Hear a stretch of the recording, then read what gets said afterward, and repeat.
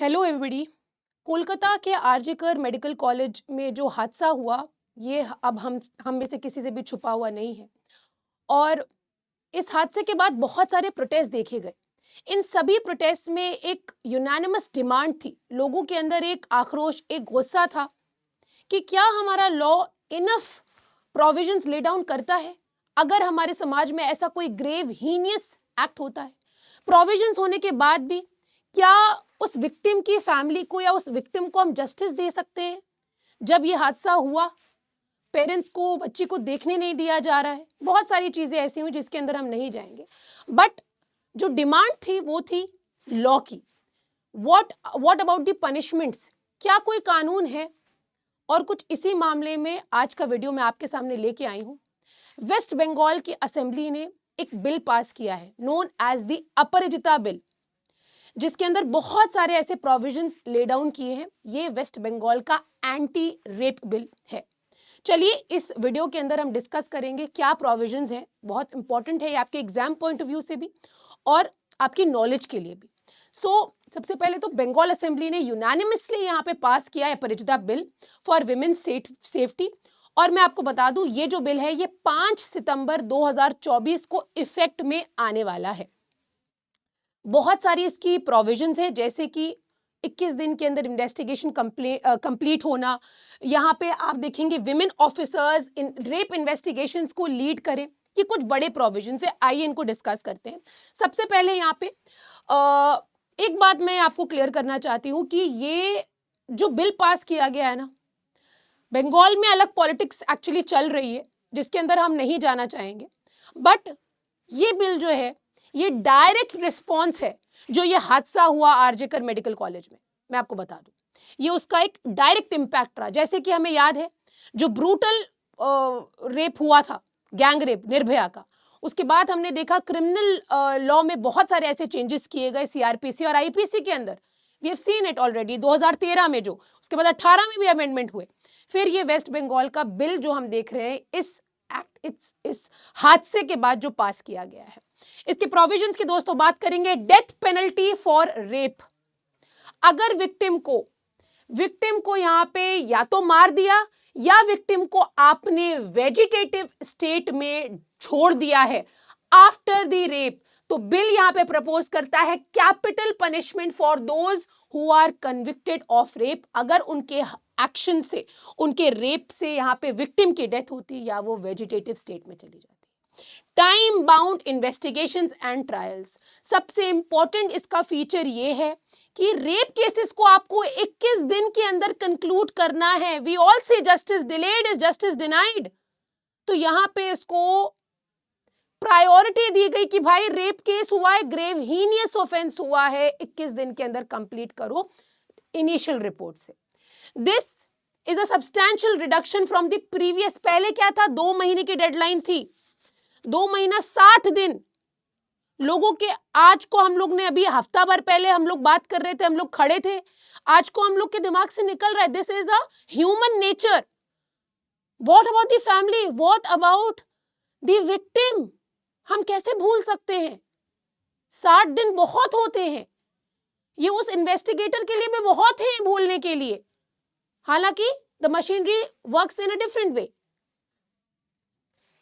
But time bound investigation. So this is a reduction. पहले 2 महीने का था। एक्सटेंशंस अलाउ किए जा सकते हैं, 21 दिन से ज्यादा भी अलाउ किए जा सकते हैं, लेकिन इसमें रिटन जस्टिफिकेशन होगा सीनियर पुलिस ऑफिसर का। दोस्तों इस बिल के अंदर प्रपोज किया गया है fast track courts to ensure swift justice. जो लेजिस्लेशन है ये मैंडेट करता है कि स्पेशल कोर्ट्स यहां पे हैंडल करेंगे सेक्सुअल वायलेंस से रिलेटेड जो भी मामले होंगे। अपराजिता टास्क फोर्स। इस बिल के अंदर एक स्पेशल टास्क फोर्स के गठन करने की बात करी गई है, जो डिस्ट्रिक्ट लेवल पे होगा, जिसको हेड कौन करेगा, deputy superintendent of police head करेंगे। ये टास्क फोर्स का काम क्या होगा, ये फोकस करेगा on investigating cases of rape and other atrocities against women and children.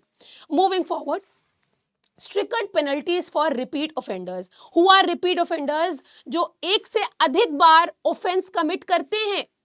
Usually क्या होता है, एक बार आपने ऑफेंस किया, आपकी क्रिमिनल हिस्ट्री देख के आपको सजा कम हो जाएगी या आपको बेल मिल जाएगी, कंसिडर किया जाता है। रिपीट ऑफेंडर्स को कंसिडर नहीं किया जाता है। The legislation proposes life imprisonment for repeat offenders. आप रिपीट ऑफेंडर हो, आपको लाइफ इम्प्रिजनमेंट यहाँ पे दिया जाएगा with a possibility of death penalty also. अगर सर्कमस्टांसेस ऐसी होंगी, आपको डेथ पेनल्टी भी दिया जा सकता है। प्रोटेक्शन ऑफ विक्टिम्स आइडेंटिटी, सबसे बड़ा कंसर्न और सबसे तकलीफ दे बात यह थी कि इस हादसे के होने के बाद उस बच्ची के पिक्चर्स उस हालात में, जब she was on the floor, they were viral and they might be still viral. Videos, postmortem के बाद की videos, imagine what must be the state of mind of the parents of the family. We cannot even think of it. Kindly, it is a request, all those who are watching, don't even attempt to see the pictures, because कहीं ना कहीं views बढ़ते हैं, है ना, उनको views ही चाहिए जो डाल रहे हैं। आप थंबनेल्स में देखोगे उसका picture, shame on them. So court ने भी और सुप्रीम कोर्ट ने भी कहा कि आप क्या कर रहे हो, ये आइडेंटिटी आप प्रोटेक्ट नहीं कर पाए उस बच्ची की। So bill includes provisions to protect the identities of victims, ensuring privacy and dignity. Article 21 चीख के इसी के बारे में बात करता है। पेनल्टीज फॉर डिलेइंग जस्टिस, इस बिल के अंदर पेनल्टीज इंट्रोड्यूस करी गई हैं for police and health officials who fail to act promptly. आप बैठे पड़े, सुप्रीम कोर्ट ने भी ये बात कही, भाई एफआईआर क्यों नहीं लॉन्च कर रहे हो आप, 11 बजे एफआईआर फाइल किया गया। यार, इससे बुरा किसी के साथ और क्या हो सकता है, और क्या हो सकता है? किस चीज का वेट हो रहा था? आपको वहां पे कंस्ट्रक्शन करने में डिले नहीं हो रहा है, एफआईआर करने में डिले हो रहा है। तोड़ा ताड़ी में डिले नहीं हो रहा है, एफआईआर में डिले हो रहा है। अब देखिए, प्रोविजंस आपके सामने हैं, इफेक्ट में कितना आते हैं हम नहीं जानते हैं। We are hoping, we are positive on this sense कि हाँ, लॉ आया है, बन जाएगा, एक्ट बन जाएगा तो कुछ देखने को मिलेगा। एंटी रेप बिल है, बट वी कैन नॉट से, बिकॉज लॉ बहुत सारे ऐसे प्रोविजंस हैं ऑलरेडी जो बीएनएस के अंदर हैं। But what we see in the society, क्या देखते हैं हम, क्या है असलियत, ग्राउंड लेवल पे क्या चीजें हैं, we all know that. Publication restrictions, यार कोर्ट की प्रोसीडिंग पब्लिश कर देते हो आप। Bill imposes strict penalties on unauthorized publication of the court proceedings related to sexual offences. भाई, कॉन्स्टिट्यूशन यहाँ पे बार लगाता है, आप कुछ भी कर रहे हो। आप सोचो किस तरह से हनन होता है कॉन्स्टिट्यूशनल प्रोविजंस का। हम कभी कभी पढ़ते हैं कि ग्रैंड नॉर्म है और कभी कभी लगता है कि पेपर है, जस्ट अ पेपर। भाई, हर इंसान के लिए कुरान, बाइबल, गीता सब कुछ है, क्या कॉन्स्टिट्यूशन? और एक बार की इस तरह से हनन होता है, ऐसे पिक्चर्स वायरल होते हैं, ऐसा लगता है संविधान कुछ है ही नहीं। क्या रूल ऑफ लॉ, कैसा रूल ऑफ लॉ? ये बात हो गई। फिर उसके बाद यहां पे प्रोब पीरियड जो है, प्रोब पीरियड के लिए ये 21 दिन का टाइम पीरियड बहुत इंपॉर्टेंट है। और यहां पे आपको बताया गया है कि समय आप एक्सीड कर सकते हो, 21 दिन से ज्यादा भी बढ़ सकता है, लेकिन 15 दिन से ज्यादा एक्सीड नहीं हो सकता। 21 + 15, मैक्सिमम 15 पीरियड तक आप बढ़ा सकते हो, 15 डेज तक की।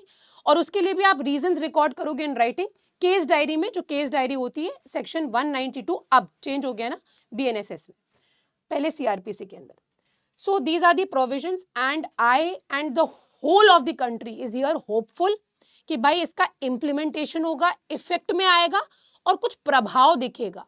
आप रिपोर्ट्स देखोगे, डेटा देखोगे जो आपका क्राइम ब्यूरो की तरफ से आता है, आप देखो क्या चेंजेस है रेप में, क्या चेंजेस है रेप केसेस में। So we just can hope that the society, see we can not eliminate it, we all know कि हम उसको जड़ से नहीं हटा सकते, बट हम कमी तो ला सकते हैं। सो इसी नोट पे होपफुल होते हुए I would be ending today's session and see you in the next one. तब तक के लिए पढ़ाई करते रहिए, टेक केयर एंड अलविदा फ्रॉम माय साइड।